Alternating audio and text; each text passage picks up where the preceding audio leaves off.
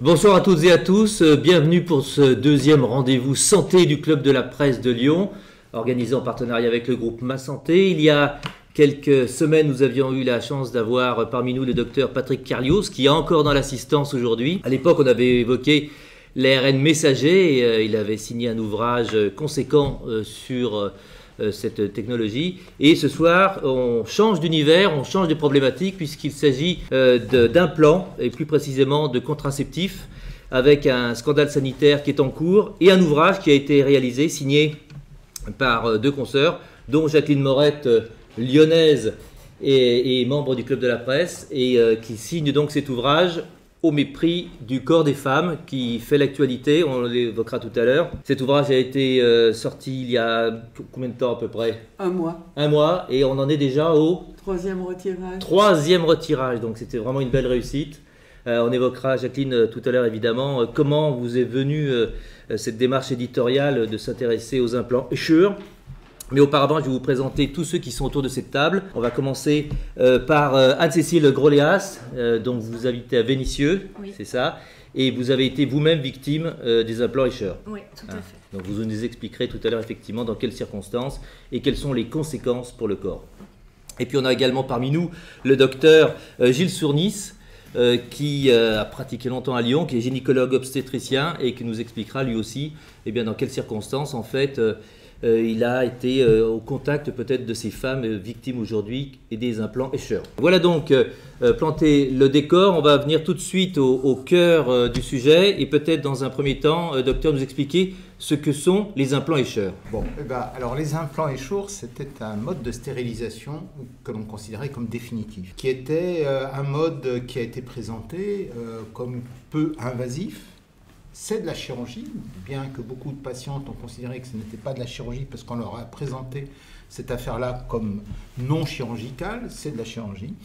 Par hystéroscopie, c'est-à-dire on met une caméra dans l'utérus et on va visser des dispositifs à l'intérieur des cornes utérines et des trompes. Ces dispositifs étaient un mélange d'alliage de métaux, mais on en parlera beaucoup plus tard, et qui habillait une âme avec du polyéthylène. Le polyéthylène étant censé créer une réaction très inflammatoire pour obturer ces trompes. Donc au départ, le problème était de créer une inflammation de bas grade, finalement dans l'utérus et dans les trompes, de façon à provoquer une obturation de ces trompes.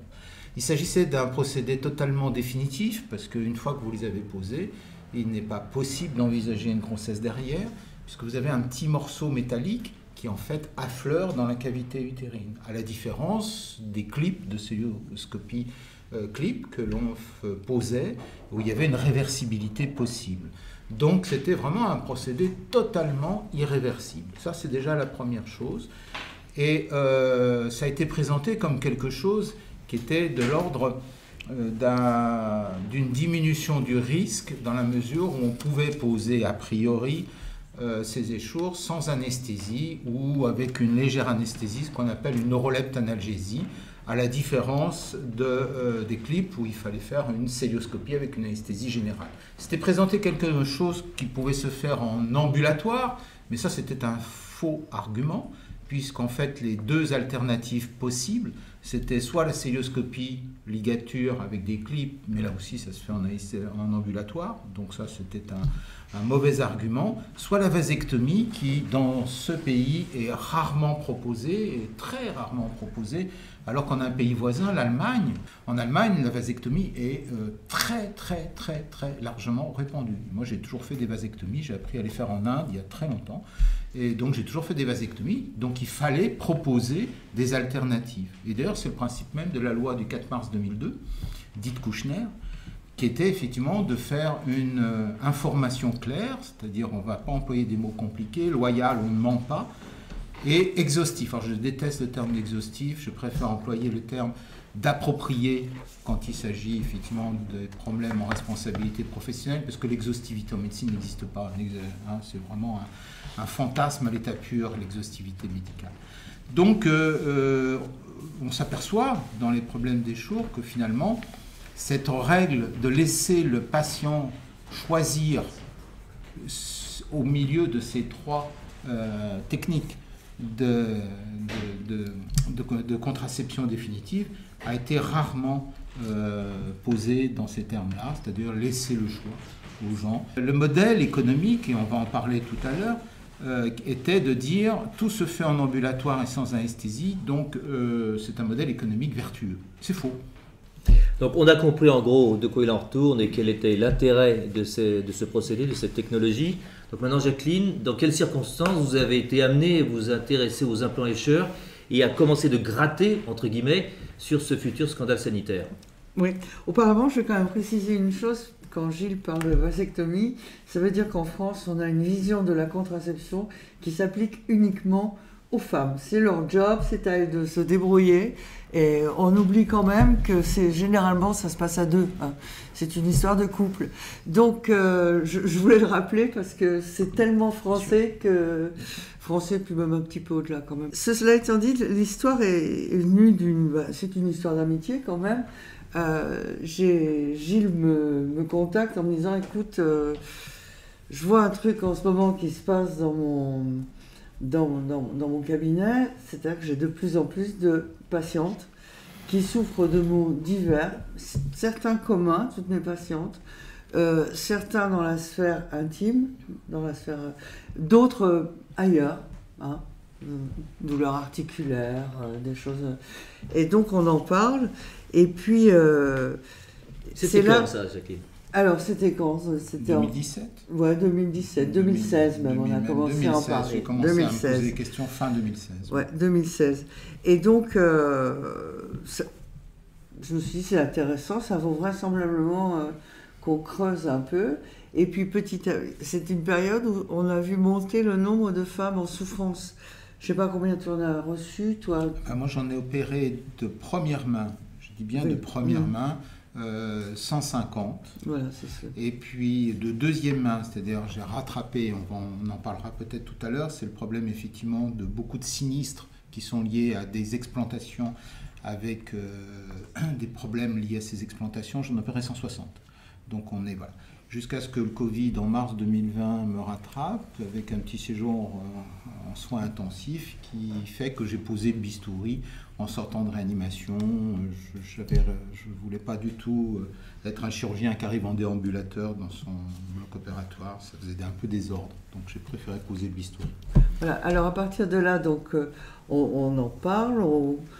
J'ai pu rencontrer des femmes, dont il y a une des victimes, Sabine, bien évidemment Anne-Cécile.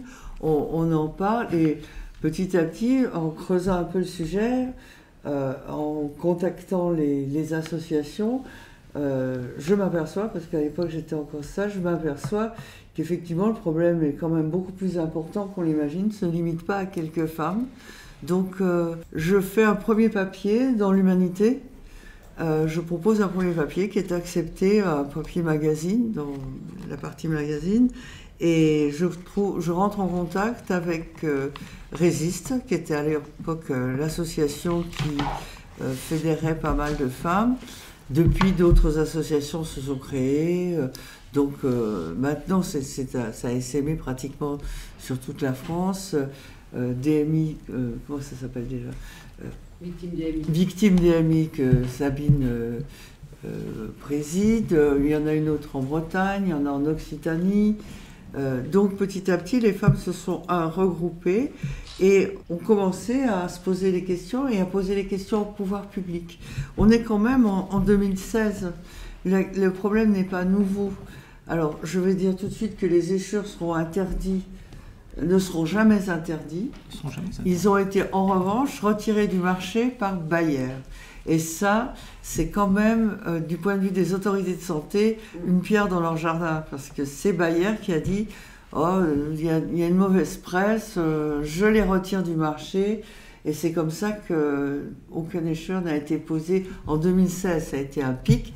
Et puis en 2017, ça a commencé à descendre. Et voyant que les ventes baissaient, Bayer, un bon marchand, a fait ce qu'il avait à faire, c'est-à-dire les a retirés du marché, heureusement pour les femmes. Deuxième volet de cette affaire, c'est qu'aux États-Unis, on a commencé à poser des échures en France en 2002.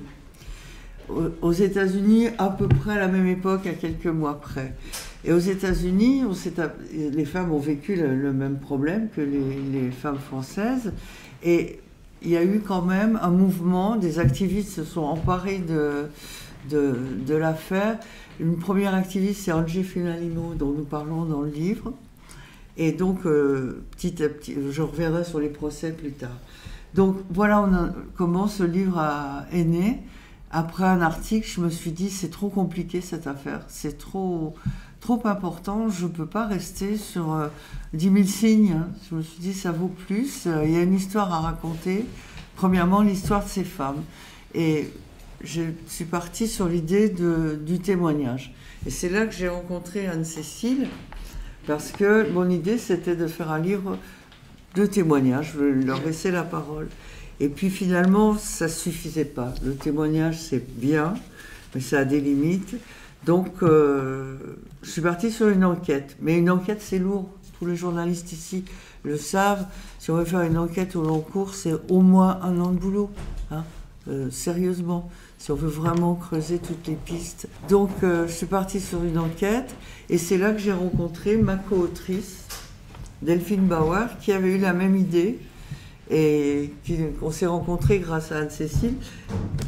Delphine avait écrit « Mauvais traitement, pourquoi les femmes sont mal soignées ». Donc elle avait déjà creusé un petit peu la question, pas tellement à travers les échures. Donc Anne-Cécile lui a envoyé un petit mot, comme elle sait très bien le faire, en lui disant « Non, non, vous ne parlez pas des échures, c'est important, il faut en parler ». Et donc, à l'origine, il y a la rencontre avec différentes victimes, dont Anne-Cécile qui est parmi nous. Vous pouvez peut-être nous expliquer déjà comment vous avez été victime des implants Escher, quelles ont été les conséquences aussi sur le plan corporel, et puis les démarches que vous avez été amené à faire pour justement essayer d'avoir recours à peut-être à la justice et à un préjudice. Pour répondre à votre question, j'ai été implantée en 2013 dans un hôpital à Lyon. J'ai fait totalement confiance à la personne qui m'a conseillé ce dispositif, prétextant par un habile argumentaire de Marquette que cet implant ressemblait à un stent cardiaque. Je dois rappeler qu'on était toutes en très bonne santé et que ces implants ne sont pas du tout un stent, ils ne nous sauvent pas la vie. Ils étaient là simplement pour avoir une contraception.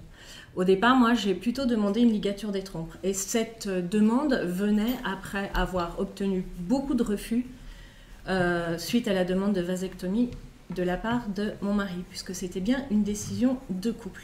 Donc on trouve quelqu'un qui nous propose ce dispositif-là de contraception, à qui on fait confiance. Je dois vraiment le dire parce que beaucoup de femmes ont fait confiance aux praticiens. Je dois dire que cette confiance est pas mal écornée maintenant. Et puis insidieusement, à bas bruit, les symptômes sont arrivés sans que je ne fasse le lien entre ces implants, la contraception, et puis des symptômes. En tout premier, une très grande fatigue, un épuisement que je ne connaissais pas, que rien ne reposait. Puis des douleurs articulaires, des douleurs musculaires, des migraines, des symptômes ORL assez graves. Je faisais une dizaine d'otites par semaine, par an, excusez-moi, par exemple.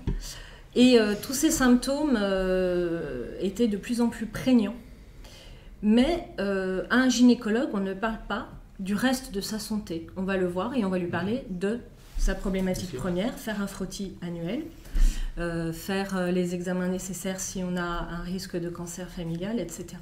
Mais en aucun cas, on va lui dire qu'on a des bursites, des capsulites, des problèmes aux dents ou qu'on perd ses cheveux, par exemple. Mais c'est en principe peut-être à votre généraliste que vous allez d'abord Alors ça, c'est le deuxième problème, c'est que les généralistes, pas tellement informés de ce problème, ou même pas du tout, voire très peu, nous ont, pour la plupart d'entre nous, les femmes, décrété qu'on était peut-être au bord du burn-out ou dépressive ou qu'on en faisait trop.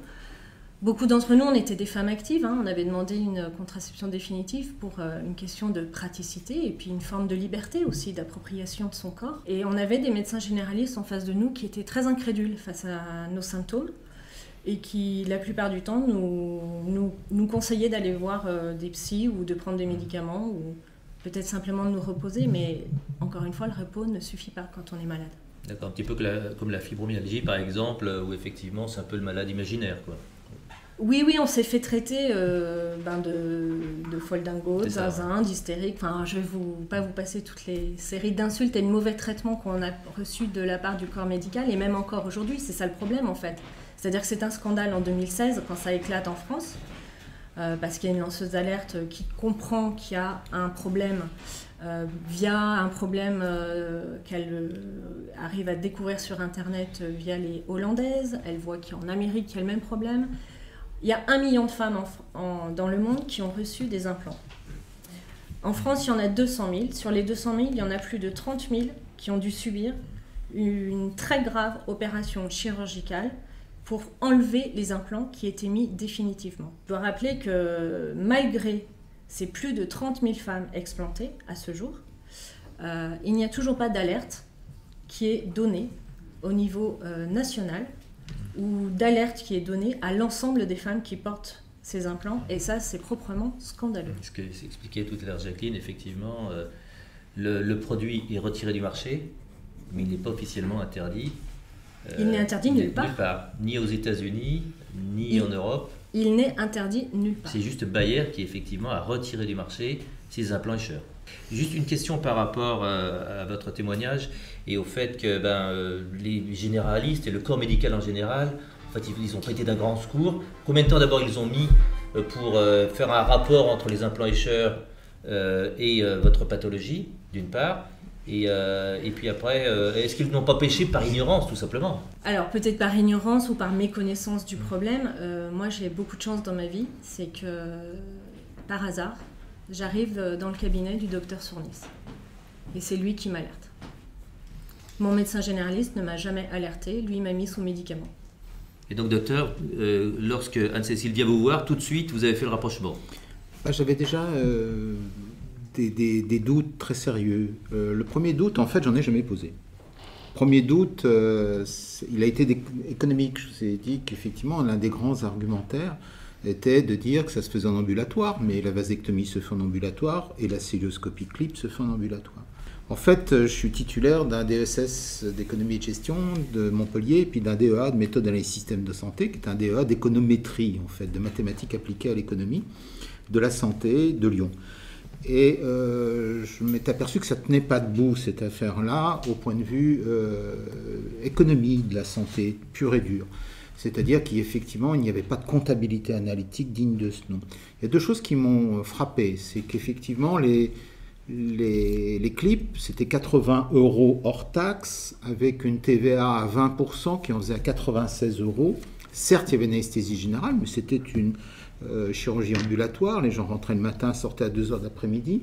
Les échours, on nous disait qu'il fallait pas, qu'on pouvait les poser sans anesthésie. En fait, il y en a 75% à peu près qui ont été posés sous anesthésie générale.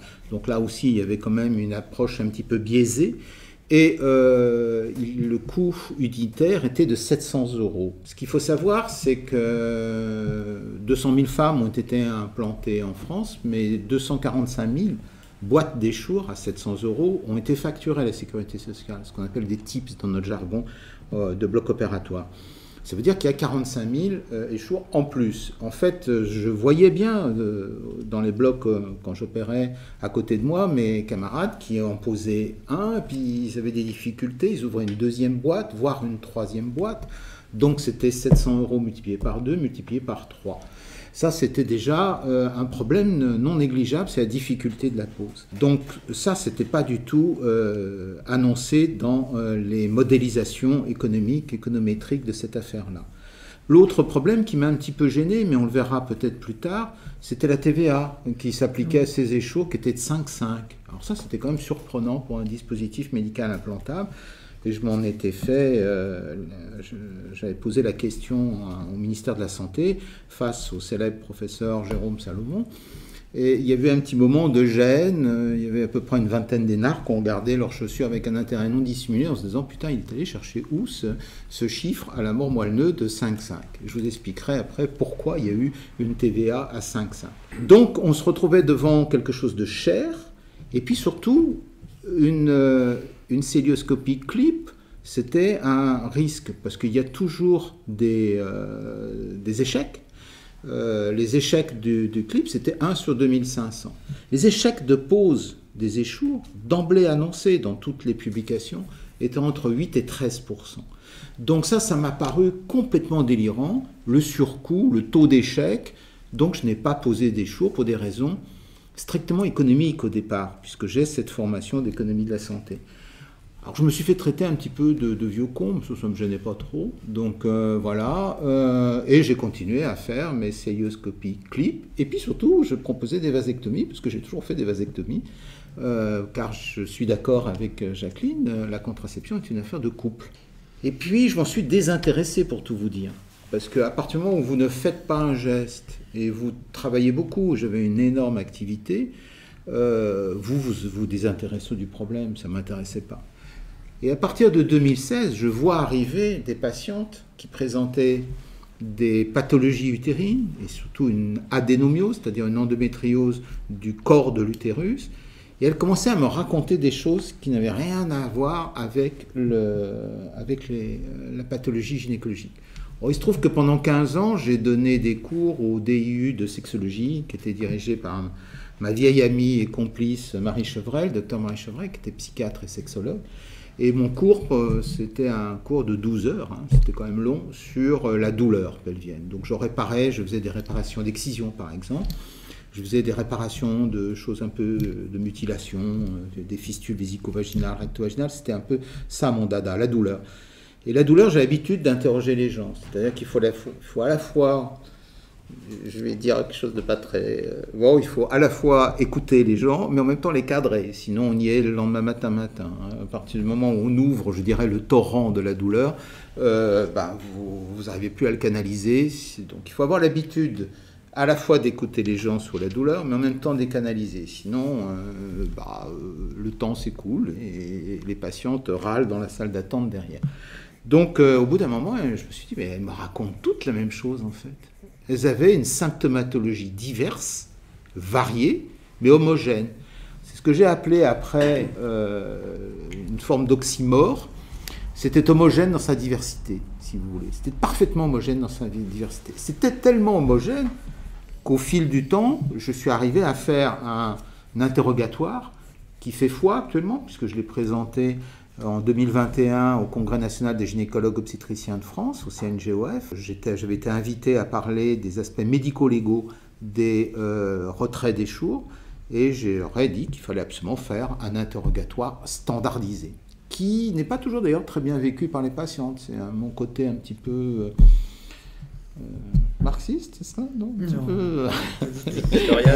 un peu dictatorial, mon côté un petit peu cadré, qui faisait que de temps en temps des patientes me disent mais vous ne me laissez pas parler. Non, on laisse parler les gens, mais on essaie de récupérer un interrogatoire qui soit un interrogatoire standardisé, pour une raison très simple. Derrière, il y a des publications. Et si vous ne faites pas un interrogatoire standardisé que l'on peut étudier après l'explantation à 3 mois, 6 mois, 1 an, c'est-à-dire de façon à asseoir nos publications sur des bases scientifiques solides, ça ne marche pas ce truc. Hein. Donc, et on ne fait pas avancer du tout le schmilblick pour les échos. Donc voilà comment ça s'est passé. Et donc la douleur revenait systématiquement quand même. Alors la douleur, elle était très protéiforme. C'est ça qui a noyé, à mon avis, beaucoup de mes confrères. C'est-à-dire ça allait de la fatigue généralisée anormale. C'était souvent des femmes qui avaient plusieurs enfants, qui avaient des occupations professionnelles importantes, et qui me disaient, mais je suis dans un corps de dame de 80 ans. Ça, je l'ai entendu, mais 10 fois, 20 fois, 30 fois. J'habite un corps de patientes de 75-80 ans. Et c'était des femmes jeunes que j'avais en face de moi. Donc ça, je me disais, c'est quand même bizarre. Elles avaient des douleurs articulaires, elles avaient des douleurs musculaires, elles avaient des douleurs tendineuses, elles avaient des problèmes que j'ai découverts au fur et à mesure, ORL de type vertige ou acouphène, un symptôme alors très fréquent, et alors maintenant je parle beaucoup aux ophtalmos, ils me disent, mais bon Dieu, mais tu avais raison, elles ont toutes des sécheresses des globes oculaires. Ça, c'est un truc, quand vous les interrogez, il y a un pourcentage absolument énorme qui utilise des larmes artificielles. Vous voyez qu'on est très loin de la gynécologie. Et puis surtout, au fur et à mesure, j'ai découvert qu'elles avaient des problèmes neurologiques, avec des problèmes neurologiques de type trouble mémoriel, et en particulier de la mémoire immédiate, et puis des problèmes cognitifs. Elles me disaient toutes, beaucoup avaient des professions intellectuelles, qu'elles avaient de plus en plus de peine à lire un article, un livre, même à suivre un film. Donc voilà, donc on a des problèmes cognitifs, des problèmes neurologiques de mémoire. Donc vous voyez, il y avait aussi des brûlures, des sensations de brûlures un peu sur tout le corps qui disparaissent, qui reviennent, qui disparaissent. Dans notre jargon, ça s'appelle des allodynies mécaniques.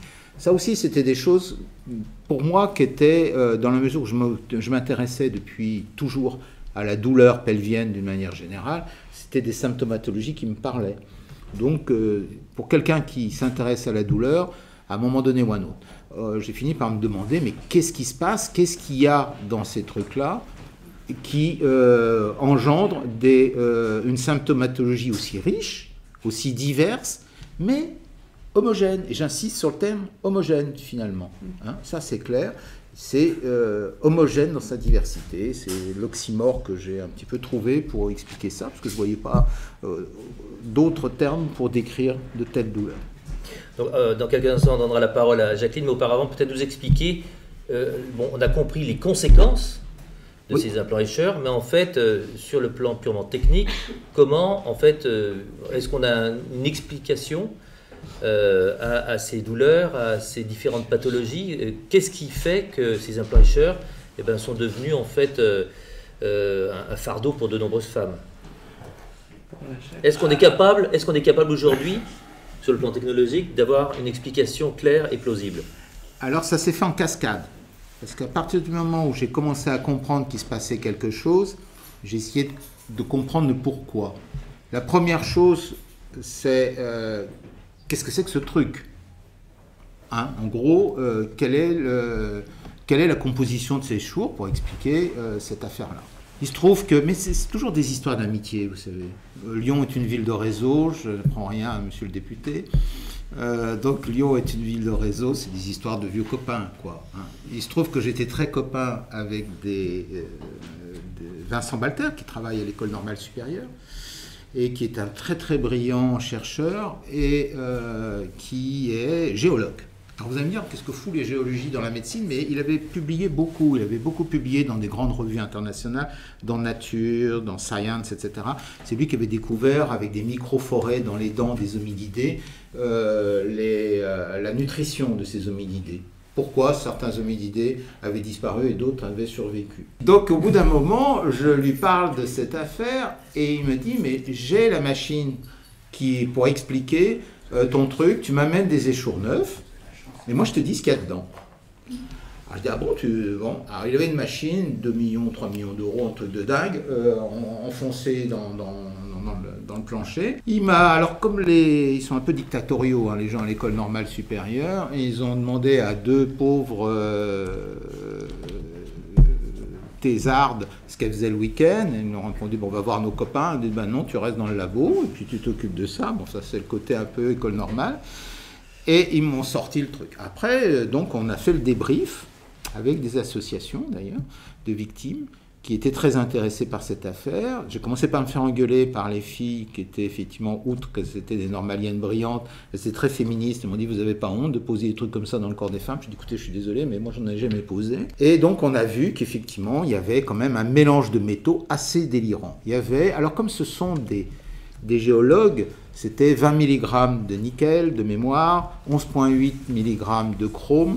Il y avait aussi de l'iridium. Ils me disent, mais qu'est-ce que ça fout cet iridium? On ne sait même pas ce que ça donne dans le corps humain. Il y avait du molybdène, il y avait de l'antimoine. Et puis, ils me décrivent une soudure. Et ils me disent, il y a une soudure. Ça, c'est quand même curieux de mettre une soudure dans le corps des femmes. Et ça contient 48% d'étain. À partir de ce moment-là, toujours avec l'école normale supérieure, et ça c'est la deuxième cascade, la première cascade c'est ça, je leur dis, mais vous avez un microscope électronique à balayage là dans votre labo? Ils me disent oui. Est-ce que tu peux me faire un surfacing de ces échours pour savoir si ce procédé est stable ou pas? Et là, ils commencent à me dire, c'est bizarre ton truc, il y a quand même des petites plaques qui demandent qu'à se détacher, le procédé n'était pas très stable.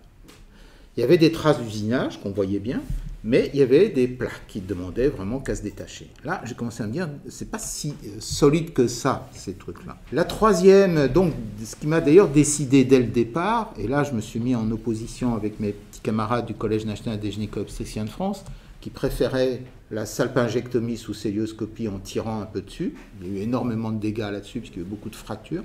Moi, j'ai d'emblée décidé de faire des hystérectomies avec salpingectomie, parce que d'emblée, j'ai compris que ce procédé n'était pas stable du tout. Donc j'ai commencé à dire à mes copains d'école normale supérieure, est-ce que vous êtes capable de me dire, si je vous amène des pièces opératoires, si les métaux diffusent dans l'utérus, dans les trompes, ailleurs, dans les tissus tout autour? Ils disent, on ne peut pas, on n'a pas le droit de techniquer des tissus humains.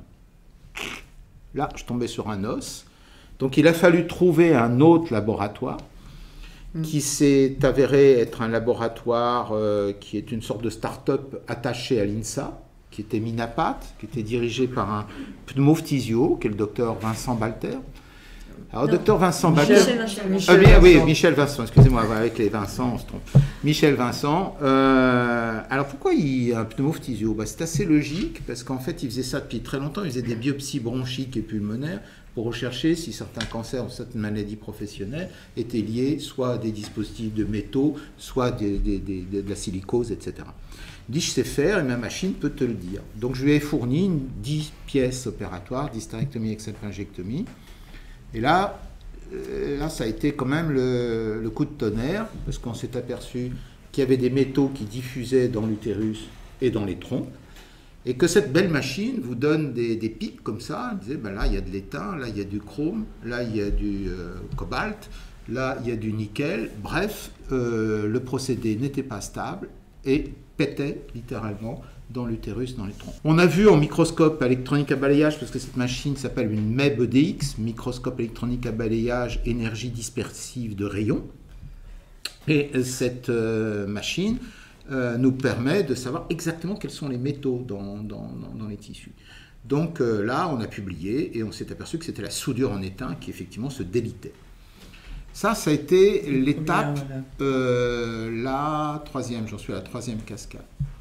La quatrième cascade, j'ai tanné le cuir, mais vraiment j'étais chiant à ce niveau-là, avec mes anatomopathologistes, pour qu'ils me disent, ils me donnaient des comptes rendus d'anatomopathologie classique, c'est-à-dire il y a de l'endométriose, il y a des fibromes, il y a ceci, il y a cela. Je dis non, il me faut que vous me coupiez les cornes utérines au niveau des échours, et que vous me disiez ce qui se passe, parce que je trouve qu'il y a vraiment des aspects utérins que j'avais jamais vus, des espèces d'inflammation des cornes, enfin des trucs très importants. Et là, ils ont coupé les cornes et ils ont trouvé, finalement on ne trouve bien que ce qu'on cherche, ils ont trouvé qu'effectivement il y avait dans les cornes utérines, au contact de ces échours, il y avait des corps étrangers qui se présentent sous forme noirâtre.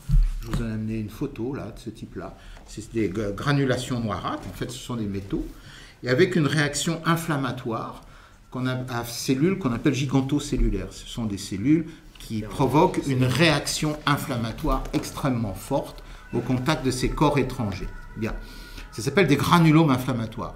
Un granulome inflammatoire ne peut exister que s'il y a un corps étranger. Autrement dit, on n'a même plus besoin d'ailleurs de la machine de Michel Vincent pour prouver que les métaux ont diffusé dans les tissus, puisque les anatomopathologistes, dès lors qu'ils sont correctement formés, peuvent nous dire d'emblée si la soudure a pété en fonction de ces granulomes. Ça, c'était la quatrième étape. Après, ça ne m'expliquait toujours pas les problèmes généraux qui étaient touchés par les patientes. Mais ça, on va peut-être continuer après. Bon, oui, de toute façon. Donc Jacqueline, par rapport à ce qu'explique le docteur, donc on en est là, on en est à avoir des hypothèses. Et vous, votre enquête va vous amener d'autres précisions ou d'autres informations sur ces inflammatoires. Cette partie-là de l'enquête, l'histoire de ces inflammations, elle est établie. Et à partir de là, on se demande quelles sont les études préalables qui ont été faites et dans quelles conditions ont-elles été faites. Et ça, c'est l'autre partie du livre où, en regardant dans la littérature internationale, on s'aperçoit que l'obsolescence des objets qui avaient été posés, des échures, n'est pas étudiée. N'est pratiquement pas étudiée. Il y a eu quelques essais sur les truies, que vous citez d'ailleurs, mais on ne trouve pas, et pourtant en cherchant vraiment, en remontant jusqu'en 1998-97, en remontant au début des échures. C'est-à-dire que les échures n'ont pas été faits par Bayer, n'ont pas été inventés par Bayer. Ils ont été inventés par une start-up américaine qui s'appelle Conceptus. Et les premiers travaux ont été faits en Australie. C'est d'ailleurs en Australie que les échures ont été conçus au début, hein, par un grand chercheur, en fait très connu, John Kering, qui s'est emballé sur ce processus et au passage, quand même, en relisant les études, y compris les études de non... Comment, je trouve pas mon mot pour dire que c'est pas, il n'y a pas de toxicité, quoi. Y compris les études qui ont conduit la FDA. Voilà. Voilà. Merci. Recherche intéressant la personne humaine. Parfait. Donc, on s'est aperçu que ces études avaient été faites donc par John Kering, qu'elles étaient très intéressantes. Bon, c'est bien de chercher quand même la recherche et doit pas s'arrêter, hein, c'est pas ça que je veux dire, mais qu'ils étaient aussi actionnaires de la firme Conceptus. Donc moi, ça m'a un petit peu choqué, bien que les liens entre la recherche et l'industrie, toute la recherche est financée pratiquement par l'industrie. Je cite les chiffres dans le livre, mais quand même, entre être financé par l'industrie et être actionnaire d'un processus qu'on est chargé d'évaluer auprès de la FDA, qui va donner des résultats qui seront repris pendant des années en citation, ce qui fait que ce qui n'est pas une vérité établie le devient en auto-citation de l'article, quoi. Lisez les déclarations d'intérêt. Vous commencez toujours par lire les déclarations d'intérêt parce que ça vous situe l'endroit d'où parle la personne. Et a priori, moi je fais confiance, hein, je ne suis pas mais il faut lire, toujours commencer pour savoir exactement où on va. Donc à partir de là, on a travaillé avec Delphine sur cet aspect-là, c'est-à-dire comment les échures ont été mises au point, dans quelles conditions, quels ont été et on s'est aperçu que les échures n'ont pas été utilisées, très étudiées du point de vue de l'obsolescence, c'est ce que disait Gilles.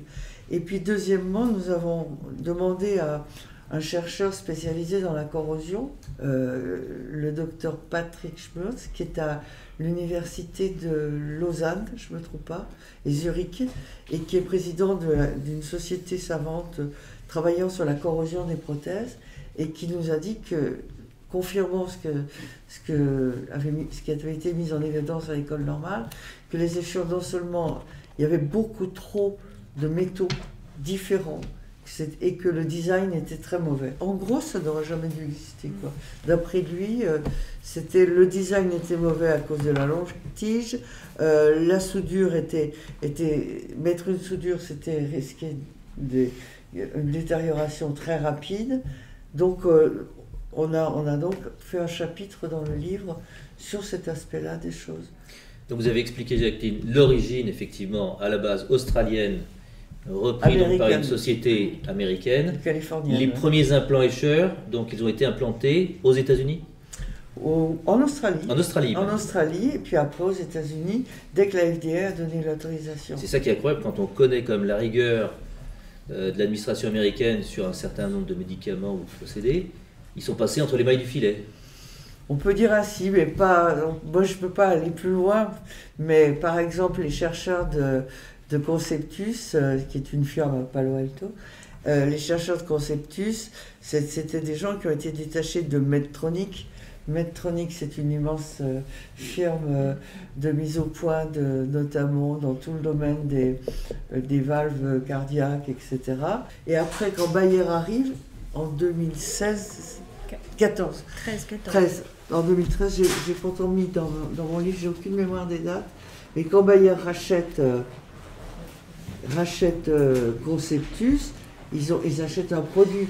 Parce que les grandes multinationales préfèrent acheter des recherches directement à des startups. Ça coûte moins cher, effectivement, de racheter une startup. Oui, parce que mettre au point un médicament qui ne sera pas agréé, c'est autant de perdu. Tandis que là, on fait le marché parmi les startups. D'accord. Donc juste un mot encore sur l'aventure américaine d'Escher. Donc là, on le sait, il y a beaucoup de femmes aux États-Unis aussi qui ont été victimes de ces implants. Il y a eu un certain nombre d'actions en justice qui ont été menées. Qu'est-ce que ça a donné? Alors, ça a donné que Bayer a dû sortir quand même son chéquier, hein, parce que ils ont déboursé combien, dis-moi, Cécile? 1 million. 1,6 million. 1 milliard 1,6 milliard. 1,6 milliard. Pour 39 000 femmes. Ce qui ne fait pas très cher pour Ce qui fait une indemnisation, on disait, entre 20 000 et 30 000 euros par femme à peu près. À peu près. Ouais, donc ce qui, c'est par ça le prix rapport d'une vie. aux souffrances endurées. Et ça veut dire aussi que ces femmes-là n'iront plus en justice après. Elles ne pourront plus porter plainte. Ça pose quand même un souci parce que même en France où il y a des actions judiciaires qui sont en cours, pour les femmes, et on peut le respecter, qui vont aller par exemple à l'ONIAM chercher une indemnisation, elles n'iront plus après en justice. En France, actuellement, il y a différentes plaintes qui sont menées par Maître Duval et le cabinet Lyris. Nous avons fait une plainte contre X, qui est déposée au pôle santé à Bobigny. Il y a une plainte contre l'État qui a été déposée en 2020 parce que notre État ne nous a pas protégés et qu'il avait les capacités de le faire. Puisque c'est bien ce que démontrent Jacqueline Morette et Delphine Bauer dans le livre, c'est qu'il y a toute une chaîne de responsabilités, toute une chaîne de personnes et d'organismes qui auraient pu prendre des décisions différentes pour qu'on n'en arrive pas à ce drame et ce fiasco humain. Aujourd'hui, on a donc des organismes de santé qui ont mis sous surveillance ce dispositif. Il y aura peut-être un jour une étude sur 15 ans diligentée par 10 CHU. À ce jour, il n'y a pas le début de quoi que ce soit qui a commencé sur cette étude. En fait, on a 20 ans de données en réalité, puisque les premières femmes ont été implantées en 2002. On est en 2022, on a 20 ans de données médicales. Et pour l'instant, personne ne sème l'alerte à part à Lyon, des médecins, des chercheurs et puis des associations de victimes qui se démènent pour arriver à faire en sorte que chaque femme qui porte les implants Essure soit alertée et informée. Parce qu'il faut bien le comprendre dans cette histoire, c'est qu'il y a une sorte d'omerta en fait. Puisque il y a un syndicat des gynécologues qui a peut-être informé une partie des gynécologues, mais tous n'ont pas pris la mesure de ce drame et de ce scandale sanitaire. Les médecins généralistes qui auraient peut-être reçu une information ne demandent pas aux femmes si elles sont porteuses des implants quand elles présentent des signes bizarres. Donc en fait, la plupart des femmes maintenant commencent à comprendre qu'il y a un lien entre leurs symptômes et leurs implants Essure via les médias, les journalistes, les réseaux sociaux, via un livre, via des enquêtes. C'est par la presse. C'est par le travail des journalistes, c'est par le travail des femmes, une par une, qu'on va arriver à alerter et informer les 200 000 Françaises. Moi, je trouve ça anormal. Aujourd'hui, je suis très en colère. Il y a une inertie quand même, parce qu'en 2017, ça avait commencé un petit peu à bouger. Au niveau de l'ANSM, l'Agence nationale de surveillance du médicament et des produits. En 2017, il y a une enquête qui est lancée. Cette enquête arrive en mars-avril et conclut qu'il y a un bénéfice favorable pour les Essure. Il conclut le bénéfice-risque, c'est-à-dire le risque qu'on encourt et le bénéfice qu'on en retire. Donc là, en mars 2017, alors que déjà on a des études, on a des alertes. Et aux États-Unis notamment, vous avez déjà un certain nombre de signes et aux États-Unis, c'est pareil. Des témoignages qui sont symptomatiques. Aux États-Unis, les activistes américaines ont commencé à bouger. Angie Fimarino, elle a bougé en 2000. Bon, de toute façon, 2011. Ouais, donc, 2011. Non, parce donc que 6 ans avant. J'ai regardé parce que je me rappelais plus la date. J'ai regardé tout à l'heure dans le bouquin. 2011. Elle a lancé, et quand les activistes américaines s'y mettent, ça fait du bruit, hein, c'est le moins qu'on puisse dire. C'est comme avec Erin Brockovich qui s'en est mêlé, etc. C'est-à-dire que le bruit court, mais toujours aussi, et ça on l'a pas dit en début, c'est qu'il y a un déni d'écoute de la parole des femmes.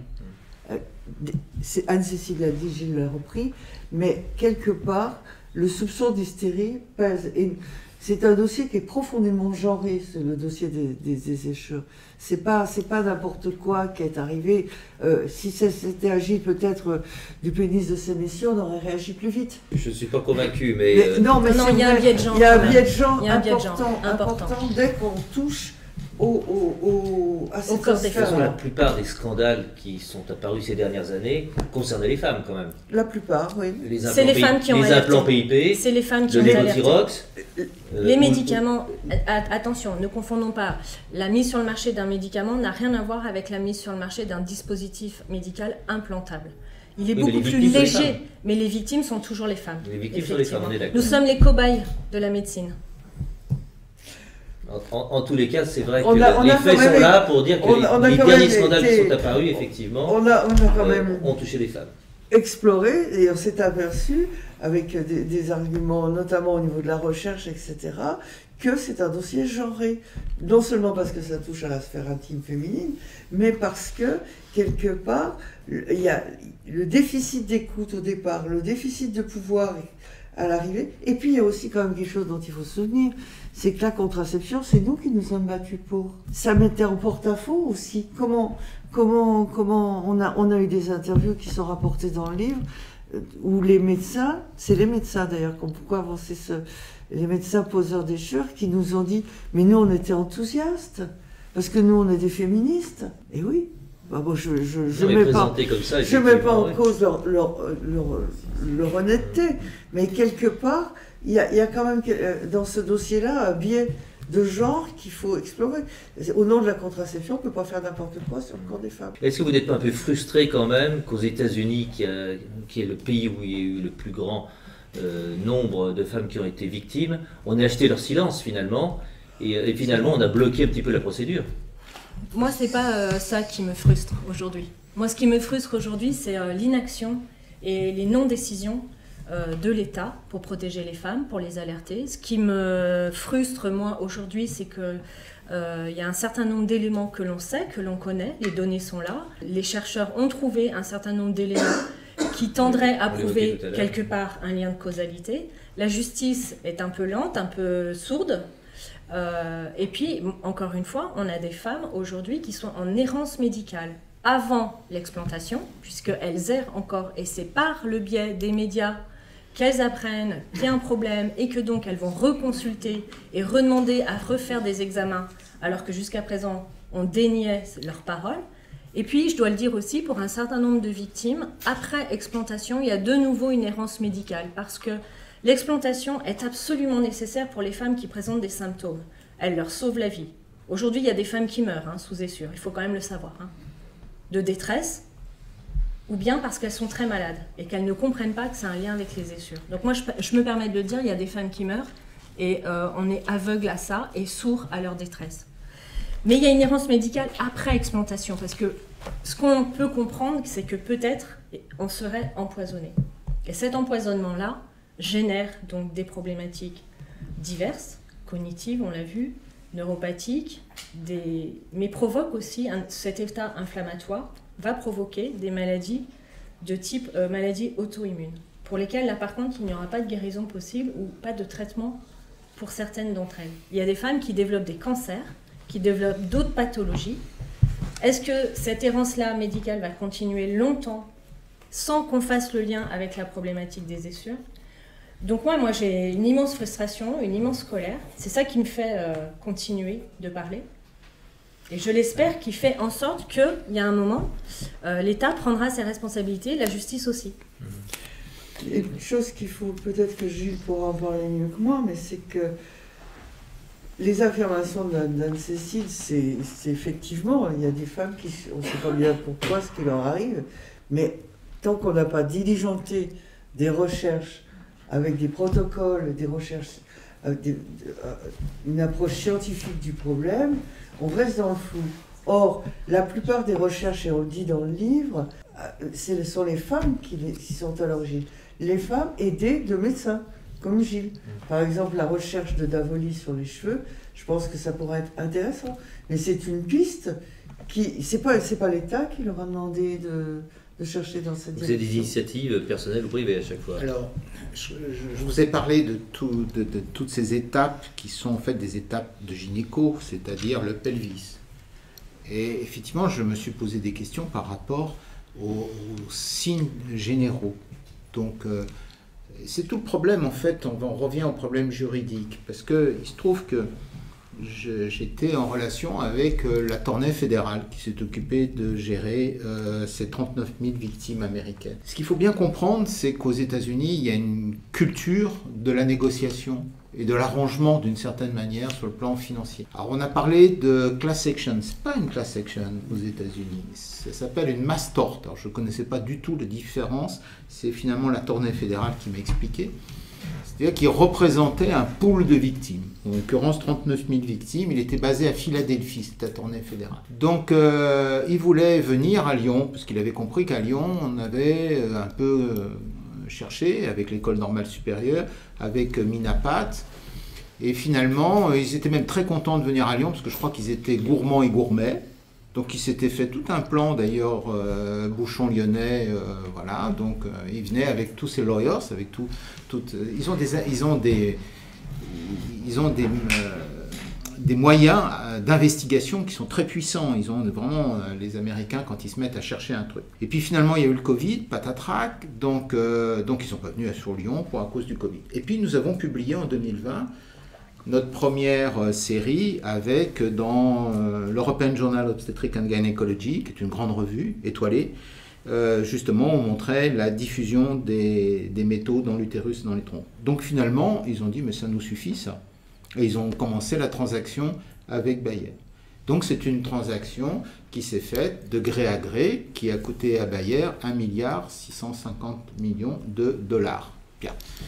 J'ai eu l'occasion d'échanger avec les avocats de Bayer parce que finalement, c'est pas la peine de se prendre par le callback. C'est des gens courtois, même pour certains d'entre eux plutôt charmants. Et je leur ai posé la question. Je leur ai dit, mais attendez, vous avez fait une transaction à 1,650 milliard.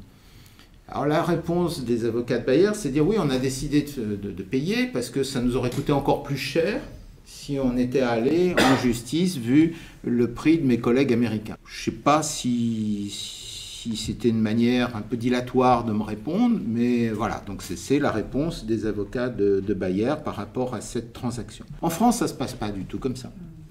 En France, c'est souvent individuel. Et je vous rappelle les règles de la responsabilité médicale dans un cas d'un sinistre. Il faut un élément générateur, ce qu'on appelle un fait générateur. Il faut un dommage qu'on va évaluer. Je suis diplômé de réparation juridique de dommages corporels, comme mon ami Patrick Carlioz ici présent. Et il faut un lien d'imputabilité entre la cause et le dommage. Ce lien d'imputabilité, actuellement, j'ai bien dit actuellement, n'est pas reconnu par la justice française. C'est-à-dire que nous manquons de base scientifique pour affirmer que les signes généraux sont en relation avec la pose des choses.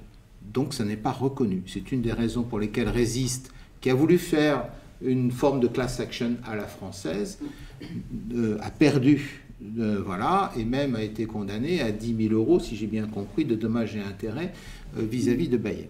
Donc il n'y a pas à ce jour, j'ai dit virgule à ce jour, point, de lien d'imputabilité prouvé entre la cause et les effets. On se borne à constater effectivement qu'il y a une symptomatologie diverse, variée, mais homogène, mais on n'a pas la cause. Alors, effectivement, ça a été un peu... Vous avez compris que j'ai une certaine ténacité. Donc j'ai cherché effectivement quelle était la matrice qui nous permettait peut-être d'avancer dans cette explication. On a d'abord essayé de... Ce qui vient spontanément dans la tête d'un chirurgien, c'est le sang. C'est normal, on baigne là-dedans. Donc on a cherché le sang, la matrice du sang. On a cherché un toxicologue, qui est un type très brillant, à Paris, au laboratoire Cerba, qui s'appelait le docteur Grégoire Petitjean, qui nous a dit oui, je sais doser l'étain, le chrome et le nickel dans le sang. Ça a été plus compliqué que son affirmation. Il s'est avéré qu'il nous a dit je trouve tout ça dans le plasma. En fait, c'est pas vrai. Le nickel, c'est dans le plasma. Le chrome et l'étain, c'est dans le sang total. Bref, on a envoyé des dizaines de tubes à Cerba, Paris. Tout ça était aux frais des patients, des victimes. C'est ce qu'on appelle en économie de la santé out of the pocket. Hein. C'est vraiment le patient qui paye. Donc c'est la victime qui paye. C'est quand même assez anormal cette affaire. Ça coûtait plus de 200 €. Donc c'était des gens qui souvent avaient des situations économiques très fragiles parce qu'elles étaient souvent en arrêt de travail déjà prolongé. Elles avaient parfois des handicaps. C'était compliqué. Et puis surtout, moi je voyais arriver les résultats très décevants. Hein. On est sur cette matrice sanguine, on est sur du 20-21% de positivité. Donc j'ai considéré assez rapidement que cette matrice sanguine est une matrice qui mène à une impasse. Il fallait trouver une deuxième matrice. Donc, et là, je me suis souvenu un peu de mes cours de médecine légale. Quand on veut tuer belle-maman avec de l'arsenic, on se fait gauler à tous les coups. Hein. Même quand 20 ans après, on va déterrer belle-maman et puis on va lui trouver de l'arsenic dans les cheveux. Quoi. Le cheveu est une excellente matrice pour la toxicologie chronique. Donc je me suis rapproché d'un laboratoire qui est le leader français de la toxicologie, qui s'appelle Toxic. Et donc on a lancé de nous-mêmes une étude prospective, une étude cas témoins, ce qu'on appelle cas témoins, c'est-à-dire 400 patientes affectées des jours contre 400 patientes qui n'ont jamais été en contact avec des échours, de façon à faire vraiment, parce qu'on nous a beaucoup reproché de ne pas faire d'études cas témoins et de comparaison. Donc, ce qui est d'ailleurs un reproche un peu idiot, parce que, qu'est-ce que vous voulez que je vous dise, il n'y a pas d'étain dans un utérus qu'on enlève chez une patiente qui n'a jamais posé d'échour. Enfin, c'est évident. C'était complètement évident. Mais là, on a fait une étude cas témoins, parce qu'on a 400 patientes qui ont des prélèvements de cheveux qui n'ont jamais été en contact des échours dans nos bases de données. Donc actuellement, avec Toxic, on s'apprête à publier dans les tout prochains mois 2 articles dans des grandes revues internationales. Voilà. On a déjà quelques pistes de résultats. J'ai l'autorisation depuis aujourd'hui de vous donner 2 chiffres. 2 chiffres. Hein, mais c'est une autorisation pour la journée. Et voilà. Donc, dans le cadre de notre étude d'intoxication chronique par les métaux, les résultats préliminaires révèlent 2 présences d'intérêt. Pour la moitié des patientes implantées, une présence significative d'étain, signant une imprégnation toxique chronique. Pour 80% des patientes implantées, une présence de profil d'imprégnation toxique à plusieurs métaux, pouvant signer attention, on n'est pas devant une affirmation, pouvant signer une hypersensibilité aux métaux. La symptomatologie associée est systémique, fatigue chronique, problème de sommeil, problème d'attention, de concentration. C'est les 2 chiffres que j'ai l'autorisation de vous donner. Il faudra attendre quelques semaines pour qu'on sorte des publications par... Monsieur Touraine ne va pas me contredire. Sans publication, on n'a pas le droit d'affirmer quoi que ce soit. Donc, mais c'est prometteur. C'est plus que prometteur, on publie. On publie début 2023. Il faut une certaine ténacité, vous comprenez. C'est prometteur et en même temps, pour nous victimes, ça veut dire que nos intuitions et nos questionnements du départ qu'on a posés, soit à nos médecins, à Gilles Sournis ou aux autres chercheurs, soit aux journalistes qui ont enquêté, pour l'instant, les réponses vont dans le sens de nos intuitions. Alors, c'est à la fois très bien et en même temps, je ne peux pas m'en réjouir parce que ça veut dire clairement que s'il y a des métaux dans nos cheveux et qu'on peut les détecter, ça veut dire que, si je comprends bien, nous sommes bien donc empoisonnés. Une forme d'empoisonnement. Oui. Et nous avons une forme d'empoisonnement qui est particulière puisqu'elle est faite par des métaux dont on n'a pas aujourd'hui de littérature scientifique pour dire à quel point ils vont nous empoisonner. Avoir de l'étain dans son corps est, je pense, une des choses qui va nous empoisonner jusqu'au bout de notre vie. Ça veut dire quoi? Qu'on va s'inquiéter sur notre capacité à revenir dans notre vie malgré l'explantation, parce que beaucoup d'entre nous, nous avons des symptômes qui persistent, à la fois les douleurs, la fatigue, mais d'autres symptômes se sont déclarés et sont permanents, comme je l'ai dit tout à l'heure, les maladies auto-immunes. Est-ce que ça veut dire qu'on va re-questionner perpétuellement le corps médical, à savoir quelle va être notre espérance de vie avec ces métaux qui nous empoisonnent? C'est quoi notre vie maintenant? Alors oui, on va aller en justice, se battre pour se faire reconnaître, que ce soit la plainte contre X pour déterminer la chaîne de responsabilité, que ce soit l'État pour l'inciter à prendre les mesures qu'il faut, ou que ce soit dans des actions en justice individuelle contre les médecins qui nous ont implantés. Mais la réalité, ça va être quoi notre vie maintenant? Certaines d'entre nous, on est handicapés à vie. On n'a pas de ressources, on ne peut pas retourner au travail.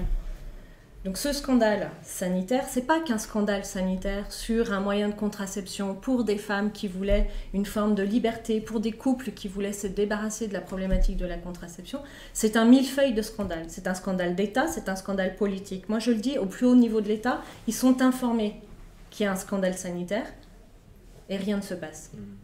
Alors justement, et une dernière question, après on donnera la parole à l'assistance parce que vous êtes assez nombreux et peut-être à vouloir poser des questions par rapport à cet état de fait, par rapport aux analyses, les premiers résultats d'analyse qu'on a et par rapport à cette masse de femmes touchées. Aujourd'hui, quelle est la stratégie? Est-ce qu'il y a une stratégie de groupe et qu'est-ce que vous revendiquez, qu'est-ce que vous espérez demain? Malheureusement, je pense qu'il n'y a pas de stratégie de groupe. Je pense que le fait qu'il y ait plusieurs associations de victimes, c'est très bien parce que ça représente tout type de victimes, mais chaque association va avoir sa propre représentativité, ses propres objectifs, sa propre stratégie. Donc il y a une stratégie en justice à avoir, je pense, ça c'est inévitable, pour celles qui en ont les moyens et les capacités. Tous les dossiers ne pourront pas aller en justice. On se bat quand même contre un très gros Big Pharma, une très grosse entreprise qui a des moyens colossaux. La plupart d'entre nous, vous l'avez compris, nous sommes dans des situations compliquées. Mais qui a déjà baissé la garde aux États-Unis quand même. Quand on est obligé de transiger... Je dirais pas qu'ils ont baissé la garde, bien au contraire. Je pense qu'ils savent exactement ce qui se passe, ils savent très bien... Ils ont payé pour calmer le jeu, à mon avis, plutôt. Ils ont acheté le silence, à mon avis. Voilà. Mais quand on achète le silence, généralement, c'est qu'on est en faute quand même. Et alors, donc, ça va nous servir à quoi alors en justement, France? mais par rapport à ce qui s'est passé aux États-Unis, quelle est aujourd'hui votre stratégie et est-ce que justement, vous pouvez espérer mieux et comment faire en fait? Moi, ce que j'aimerais déjà, c'est que on ne peut refuser l'aide d'absolument personne aujourd'hui en France. C'est-à-dire tout médecin, gynécologue, tout chercheur, tout avocat, toute personne qui peut aider les associations et les femmes de victimes dans la recherche, dans la justice, dans la recherche de la vérité, est la bienvenue dans ce combat. Je pense qu'aucune association ne peut refuser l'aide de qui que ce soit aujourd'hui dans ce dossier. Les femmes victimes aujourd'hui ont tellement peu d'appui, puisque c'est compliqué de trouver un médecin qui nous entend, qui nous écoute, puisque c'est compliqué de trouver un gynécologue, obstétricien, chirurgien de qualité. Il n'y a pas de listing aujourd'hui des bons chirurgiens pour explanter les femmes. Il y a une espèce de protocole qui a été mis au point en décembre 2018 qui encadre un petit peu la pratique d'explantation, qui je pense est un petit peu à revoir aujourd'hui, puisque comme l'a dit le docteur Sournis, la salpingectomie simple, seule et peut-être plutôt dangereuse et qui a d'autres pratiques à avoir.